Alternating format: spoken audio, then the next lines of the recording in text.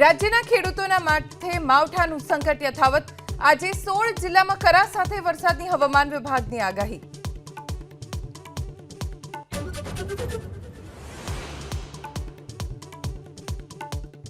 આજે સવારે 10:30 વાગે જાહેર થશે ધોરણ 12 અને ગુજકેટનું પરિણામ। બોર્ડની વેબસાઇટ પર બેઠક ક્રમાંક એન્ટર કરીને વિદ્યાર્થીઓ જોઈ શકશે પરિણામ।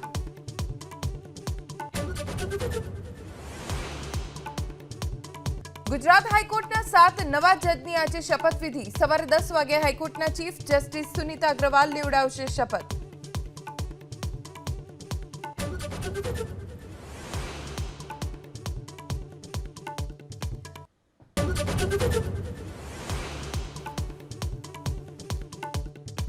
રાજ્યના ખેડૂતોના માથે માવઠાનું સંકટ યથાવત। આજે 16 જિલ્લામાં કરા સાથે વરસાદની હવામાન વિભાગની આગાહી।